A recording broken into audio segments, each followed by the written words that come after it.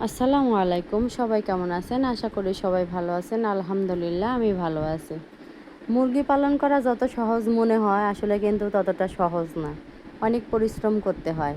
কিন্তু ওই যে পালার শখ আর ইচ্ছা আর মনে হয় যে এই যে টাকার চাহিদা, যে কোনো কিছু করতে চাইলে ২ টাকা আয় করতে চাইলে তো এভাবেও কিন্তু করা যাবে। যেহেতু আমি বাসার বাহিরে যাই না, চাকরি-বাকরি করি না। তো তার কারণে কিন্তু ২ টাকা ইনকামের জন্য সংসারে কিছু ঘাটতি পূরণ করার জন্য এই কষ্টগুলো করতে হবে।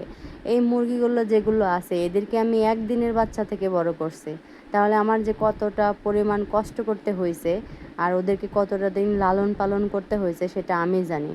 আর এই একটা মুরগি ২টা মুরগি পালন করতে যে কতদিন লাগে আর ওদেরকে যে কত বড় করছি, ওদের উপর দিয়ে কত ধকল গেছে, ওদেরকে কতবার মেডিসিন খাওয়াইছি, কতবার অসুস্থ হয়েছে সেটা আমি জানি আর আল্লাহ জানে। তো যারা মুরগি পালন করে তারা কিন্তু সবাই জানে যে মুরগি পালন করলেও কিন্তু অনেক ধকল পোহাতে হয়। কারণ ওরা কিন্তু দেখা যায় যে একটু রোদ বেশি হলেও অসুস্থ হয়, আবার যদি বৃষ্টি হয় তাও অসুস্থ হয়, এরা কিন্তু বেশি অসুস্থ হয়। দেশি মুরগির ক্ষেত্রে অনেকটা কম হয় কিন্তু এই মুরগির ক্ষেত্রে অনেকটা বেশি হয়। তো এইসব ধকল পোহায় কিন্তু মুরগি পালন করি। মাঝে মধ্যে কিন্তু ইচ্ছা হয় যে আর মুরগি পালন করব না, এত বিরক্ত ভালো লাগে না।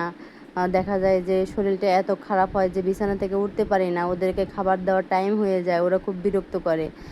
আর ওদের যে টাইম হয়ে যায় খাবারের, ওরা তখনই বাড়ির মধ্যে এমন আচরণ শুরু করে যে আর থাকা যায় না, যে ওদেরকে এখন খাবার দিতেই হবে। আসলে ওদের টাইম টু টাইম খাবার দেওয়ার ফলে ওরা সেই টাইমটা একদম জেনে গেছে, ওদের একটা আইডিয়া হয়ে গেছে। তো সেই টাইমের মধ্যে ওদেরকে খাবার না দিলে ওরা অনেক ধস্তাধস্তি শুরু করে। তো এগুলো কিন্তু অনেকটা পরিশ্রমের কাজ।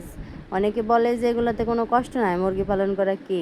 অনেক কয়টা পালন করে দেখেন তারপর বুঝবেন যে কতটা কষ্ট। আবার অনেকে বলে যে কি হয়েছে মুরগি পালে, এটা কি এমন কাজ, কি হয়েছে? আসলে একটা জিনিসের যত্ন করতে গেলে যে কতটা সময় লাগে, কতটা সময় দিতে হয়, পালন না করলে বোঝা যায় না। অনেকের হয় না, কিনে নিয়ে এসে মনে করে ১ মাসও পালতে পারে না, ২ মাসও পালতে পারে না।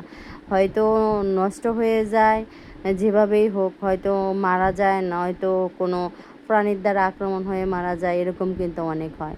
তো এগুলো কিন্তু অনেকটা ভাগ্যেরও ব্যাপার আর একটা রহমতেরও ব্যাপার। এভাবেই কিন্তু পালন করা হয়। কষ্ট করলেই কিন্তু আমাদের এই সাফল্যের পথ। আর এই সাফল্যের পথটা কিন্তু এতটা সহজ না, অনেকটা কঠিন। তো এই কঠিন পথ কিন্তু পাড়ি দিয়ে এভাবে মুরগি পালন করতেছি। আমি তো মাঝে মধ্যে একদম হা-হুতাশ হয়ে যাই। আমার অনেক রাগও ওঠে। আমার হাসব্যান্ডকে বলি যে, "আমি আর পারব না। আমার পক্ষে সম্ভব হচ্ছে না।" কিন্তু ও যখন আবার বলে যে, "থাক করা লাগবে না।" তখন আবার বলি, "না, আমি করব।"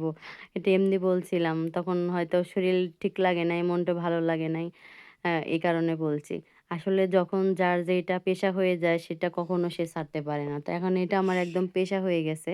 এই কারণে আমি এখন আর মুরগি পালন কোনো ক্রমে বাদ দিতে পারতেছি না। এটা এখন আমার ভালোবাসা হয়ে গেছে।